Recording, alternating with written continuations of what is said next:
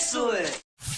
What's up guys, welcome back to Paul's Hardware. Today's video is about the best CPU for gaming. And I've done this type of video before, and it's very important at the beginning of any video where you talk about the best CPU for gaming to phrase exactly the terms by which you are defining what you mean. And what I'm talking about today is what I mean not only just for me, but also for any of you guys who are curious what a GTX 1080 Ti SLI configuration needs in order to get the most frames per second out of the amount of GPU horsepower that's available there. Because let's face it, right now, within reason, as far as what's supported from the driver side, from NVIDIA as well as game developers, as well as what you can feasibly drop into a system and just start gaming with, GTX 1080 Ti and two-way SLI is about as high-end as you can go. Yes, you can go three-way or four-way, but you're not going to have the driver support. You're not going to be able to actually get any benefit out of games. So there it is, and that's why I'm going with this configuration. Second reason is, of course, that I am currently in progress of getting all the parts decided upon for my special water cooling build, the resurrection of Arctic Panther, the water cooled system that I originally built a couple years ago. I'm going to be refreshing it and updating it with two GTX 1080 Ti's, and I wanted to see what else I should put in there to make sure that I get the most bang for buck out of them. This is going to be a gaming specific system, so I'm not as concerned about doing other stuff, although gaming and streaming at the same time might be a consideration, and that's definitely something to keep in mind for later on. All that said though, apart from my two graphics cards, two Asus Strix GTX 1080 Ti 11GB graphics cards, what else is the rest of the hardware that I'm working with today? Because I actually have 3 different test beds that I'm going to be testing this out on, as well as 4 different CPUs. So our first test bed houses our Intel Core i7-7700K, which most people will tell you is the best CPU for gaming right now when it comes to pure gaming. And I've wanted to, again, give all the CPUs a really good chance at doing the best they can. So I have a water cooling setup. This is just a Corsair H110, 280mm closed loop cooler, kept everything nice and chilly. And I originally had this CPU, I'm able to get this CPU to 4.9 gigahertz, at least during the winter months, but since it is a few degrees warmer here in the summer, it was giving me a little bit of instability at 4.9, so I ended up dialing it back to 4.8 gigahertz on the CPU. For memory, I'm running 8 gigabyte DIMMs pretty much in everything, so this is a 2x8 gigabyte configuration, Kingston HyperX Predator memory, and I'm running all the memory at 3200 speed. This one is running at CAS latency 15, which is just ever so slightly looser timings than the other memory kits, which are at CL14. So that is one slight difference between the test beds, but as you'll probably see coming up very soon, didn't really impact the benchmark numbers from what I could tell. For SSDs, I have all the systems on NVMe SSDs. This one's on an Intel 600P series NVMe SSD that has the operating system on it, and that pretty much rounds things out except for the motherboard, which is the Gigabyte Aorus Z270X Gaming 7, and then the power supply is a Rosewill 1000 watt 80 plus platinum rated unit. For our Ryzen test bed, we have this set up right over here. Of course, Ryzen 7 1800X is the CPU, 8 cores, running at 4 GHz, and being cooled by the Corsair H100i V2 closed loop CPU cooler. That's a 240mm all-in-one unit. The motherboard, of course, is the old school, well, I don't want to say old school, but the old standby, the Crosshair 6 Hero that I've done a lot of testing with Ryzen with. The memory is sort of tucked away in there, and also one that I've done a decent amount of testing with Ryzen, the G.Skill Flare X kit that is made specifically to play nice with Ryzen at higher frequencies. Again, that is a 2x8 gig kit, and I'm running it at 3200 speed. This one's at CAS latency 14. For storage, there's a Patriot Hellfire 480 gig NVMe SSD. Please ignore the graphics card that's currently on there. Of course, all the testing was done with the two-way 1080 Ti's. And finally, just in case you're wondering, that is a Lian Li PCT60 test bed, and the power supply is a Corsair HX1000i. And finally, over here on the Praxis wet bench, we have our final test bed, and this one's probably where most of the focus is, at least as far as what the game performance is going to be. This is an X299 test bed. It is based on the MSI Gaming M7 ACK X299 motherboard down there, sort of holding everything together, and also handling the overclock, which doing a pretty good job with so far. The 7740X that is currently installed there has been overclocked to 5.1 gigahertz. It's actually running at about 5.1 1025 gigahertz to be more specific, and it's kept cool by the Fractal Kelvin 360. It's actually the 360 millimeter version of their liquid cooler. You can only really see the pump part of it right there with the tubing and everything on it, but there it is. For the memory kit, again, I have 8 gig DIMMs. When it's in the 7740X configuration, it's just going to have 2 8 gig DIMMs that are currently lit up over here on this side. Again, running at 3200 speed, cast latency 14, and then when I pop in the 7820X, then it will give me quad channel, and then I'll have 4 by 8 gig DIMMs, and they'll all light up, which will sure be nice. As for an SSD, this one is running on an OCZ RD400 NVMe 512 gig SSD, although it is completely covered up by the graphics cards down there at the bottom, so you can't really see it right now. The test bed it's sitting on, of course, is the Praxis Wet Bench, and then for a power supply, I have the Gigabyte Extreme Gaming 1200 watt 80 plus platinum rated, given everything the juice it needs to power the games. And then my final testing configuration, which is this same X299 test bed, but this time instead of the 7740X, I have swapped in the 7820X, which is the 8-core 16-thread Skylake X CPU. The reason I chose this one is because it seems to be the most viable option for me to use in my water-cooled system. And basically, I might have tried the 6-core, or of course I got the 10-core as well, but I'm trying to find the best suitable candidate for this purpose. And I wanted something I could overclock decently, and once you get up to the higher core counts, it becomes more difficult to overclock. But I was able to overclock the 7820X to 4.6 gigahertz, which I think will give it a decent amount of extra headroom when it comes to the gaming performance when compared to something like the 7740X.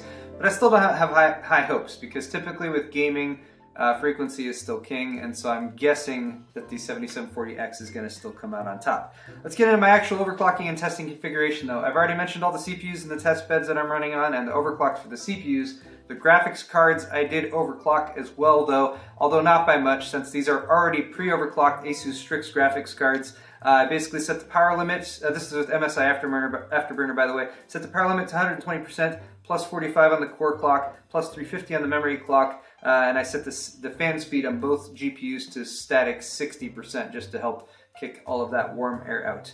Just to reiterate, all the memory configurations I'm using with all the test beds are all running at 3200 speed, and then they're all at cast latency 14, except for that HyperX kit, which is in the Z270 test bed. That's at cast latency 15, which hopefully shouldn't affect things too much. All the tests I'm running, as far as the benchmarks you're going to see today, I chose specifically because they actually scale decently or pretty well when in an SLI 2 GPU configuration. I was just figuring if I chose games that didn't, that wouldn't make much sense since I'm testing SLI, so that's why I chose the games I did. And if you want to check out some of the reviews that I researched prior to this video, I posted some links to those down in the description below.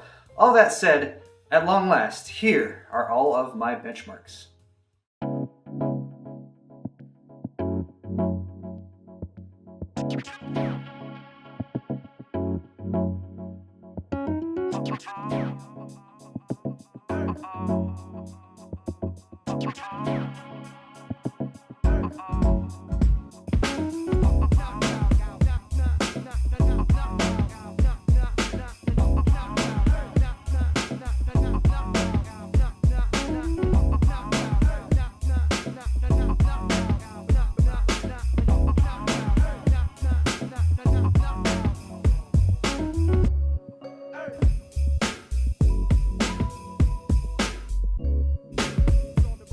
Okay guys, all of those charts represent a lot of work, so I hope you have looked at all of those numbers very carefully. I have, certainly, because I'm trying to make a decision based on them.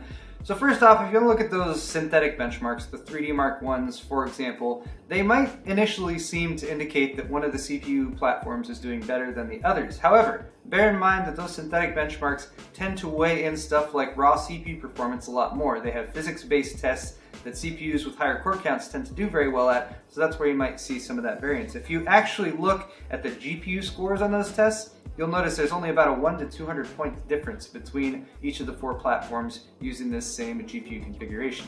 Now specifically comparing the Kaby Lake CPUs, the Kaby Lake X 7740X and the Kaby Lake 7700K, The Kaby Lake X had about a 300 megahertz frequency advantage since it was running at 5.1 gigahertz versus 7700K running at 4.8 gigahertz. Now, tests that have been done over the past month or two that I've been surprised at have shown the 7700K beating the 7740X in a lot of situations, and that might actually be the case if you're setting up a very CPU limited circumstance, such as testing games at 1080.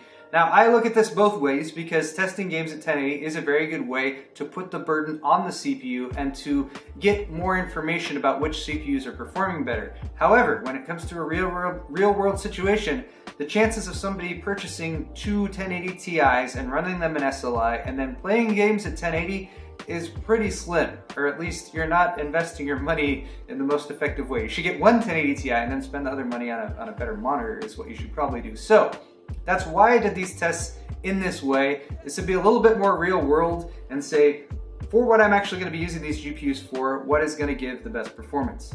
And in the end, with that frequency advantage, the 7740X actually seems to outperform the 7700K, at least in these tests that I tried today. So it does seem like it is viable in that regard. However, I only tested this because I was thinking if there was going to be some huge disproportionate change with the 7740X, then I might actually consider using it. But it's very minimal, and I don't think the sacrifices you have to make when going with Kaby Lake X, the additional costs you have to spend on the motherboard, the lack of the ability to use quad channel memory, the lack of the ability to access a lot of the stuff that's on a high-end X299 motherboard, just doesn't make it worth the cost. Now, as for my 1800X system back here, I was actually quite impressed with its performance. We saw some pretty significant deficits when testing Ryzen when it initially launched, but there have been a lot of updates when it comes to BIOS rollouts, the AGESA updates, as well as memory compatibility, as well as updates to Windows and some of the games that have been patched to improve performance there as well. However, across the board, the 1800X system still did lag behind all of the other Intel-based systems that I tested today. Even if it was minimal, I would say that if I was looking purely at a what's the best price to performance option here, I'm pretty much sure that the Ryzen system would win. However, since the cost is less of a concern with this particular demonstration, I'm looking more towards what is the best option. I have to say I'm probably not going to do a Ryzen-based build for the next version of Arctic Panther. Now, the 7700K did very well today, and if I was choosing an all-around winner when it comes to both the price and the performance, that's probably what I would choose, because you don't have to spend a lot of money on the motherboard, you get really good performance, you can overclock, as long as you're not going to be streaming, because the 7700K does have a performance deficit when it comes to streaming, especially when you're comparing it to Ryzen 6 core and 8 core options. But if all you want to do is play games, then the 7700K is still where it's at. But the 7820X is actually the CPU from all this testing that I'm leaning towards the most, for a few different reasons. First off, it overclocked pretty easily, hit 4.6 gigahertz. Granted, I couldn't go much beyond that, but that's about what I was expecting when it comes to 8-core CPU offerings from Intel right now. Second, if I am going to be using this in a new liquid-cooled system build, and I'm comparing it to the previous version, which featured an 8-core 5960X, as well as quad channel memory, it was an enthusiast platform system build, it would seem like a little bit of a downgrade to switch to the mainstream and to lose out on stuff like quad channel memory and that kind of thing. I know I'm not speaking from a practical standpoint or perspective, I'm speaking from the enthusiast perspective, where I just want things to be good and fast and everything.